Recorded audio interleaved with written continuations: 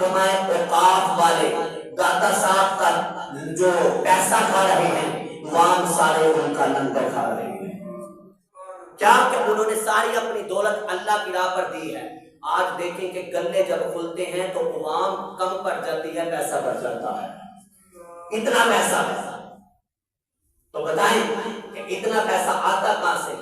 یہ ہماری کوئی اوقات نہیں، ہم 10-20 ڈال دیں گے تو 10-20 سے کسی کا کوئی کام نہیں ہو جاتا۔ یہ سکہ جو ہے رب نے چلایا ہے اور یہ چلتا رہتا ہے، یہ قیامت تک چلتا رہتا ہے۔ کوئی بھی جتنا مرضی کوئی بات کرے، یہ جو جہنم میں بیٹھ کر پلمبر جو ہے بات کرتا رہے، اس کا بھی وہ کوئی کچھ نہیں بتا سکتا۔ وہ کہتا ہے، بڑی بڑی بکواس کرتا ہے، جی داتا صاحب یا ہم نے تو درباروں کے آنے جانے کے ہم نے دربار بند کروا دیے، ہم نے تو ان بابوں کے کام بند کروائے۔ اور مجھے بتاؤ تم نے کون سا کام بند کروایا ہے؟ تم تو داتا صاحب کا ایک پاؤ دودھ نہیں کم کروا سکتے، تم نے کام کون سا کم کروا دیا؟ بتاؤ ذرا۔ داتا صاحب کی جو سبیل لگتی ہے دودھ کی، وہ نہیں تم ایک پاؤ اس میں سے دودھ کم نہیں کروا سکتے، تم نے کون سا کام باتوں کا بند کروا دیا ہے؟ یہ سکہ چلتا رہنا ہے۔ آپ لوگ پیسہ خرچ کے اصل دودھ پینے کی کوشش کرتے ہو کہ ہمیں اصل دودھ ملے، اس میں ملاوٹ نہ ہو، اس میں پاؤڈر نہ ہو۔ یہ جو دودھ بیچتے ہیں ان کو بہتر پتا ہے کہ وہ کیا کرتے ہیں، یہ اصل بیچتے ہیں، یہ کیا کرتے ہیں۔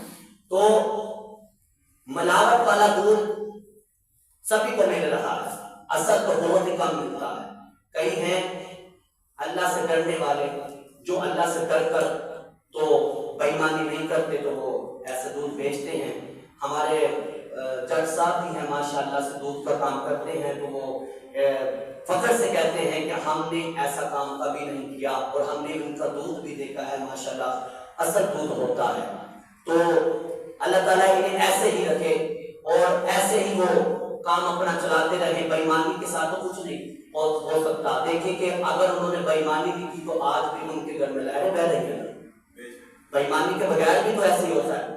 بے ایمانی والا جو ہوتا ہے، وہ جو بے ایمانی سے دودھ بیچے گا تو اس کا وہ کوئی محل نہیں ڈالے گا، روتا ہی رہتا ہے۔ پھر یہ جتنے مرضی یہ دودھ والے دیکھ لیں، روتے ہی رہیں گے، لہ ساڈے نے پٹے کوڑا نہیں ہوتے، ساڈا رہ کام پورا نہیں ہوتا، ساڈا اے کام نہیں پورا ہوتا۔ اللہ کے بندوں ایک مرتبہ رب کا ہو کر تو دیکھو، پھر رب دیکھنا تمہارے کیسے تمہیں چار چادر لگاتا ہے۔ تو دودھ جو ہے ہمیں اصل نہیں ملتا۔ داتا علی حجویری کے مزار پر جاؤ، جب عرس مبارک پر 3 دن سبیل لگتی ہے، وہ جو آپ لوگوں کو دودھ ملتا ہے وہ ملاوٹ سے پاک ہوتا ہے، ملاوٹ سے پاک دودھ ملتا ہے اور آپ پیتے ہو، اور اتنا دودھ ملتا ہے، اتنا دودھ وہاں پر باندھا جاتا ہے، دودھ کم نہیں ہوتا۔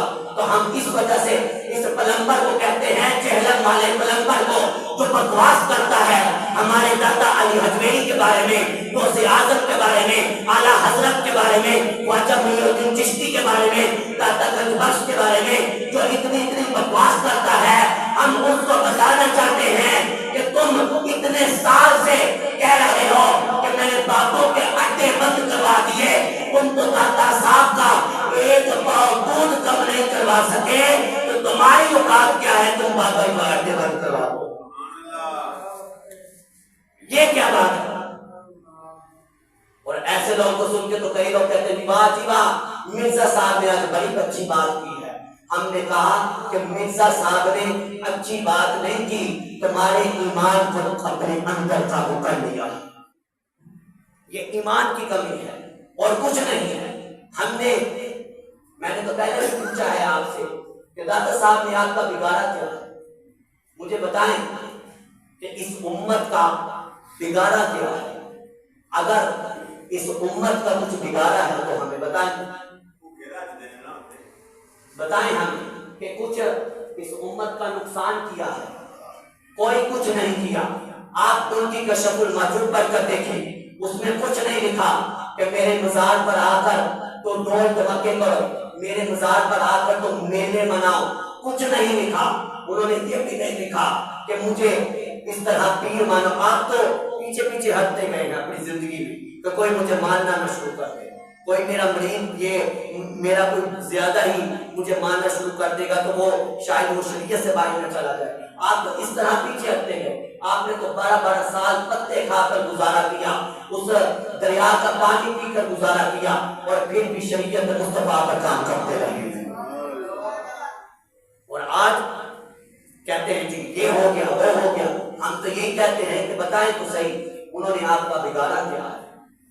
انہوں نے کچھ بھی نہیں کیا, صرف اور صرف دنیا میں رہ کر تو سرکار دو عالم صلی اللہ علیہ وسلم کی سنت پر عمل کیا ہے.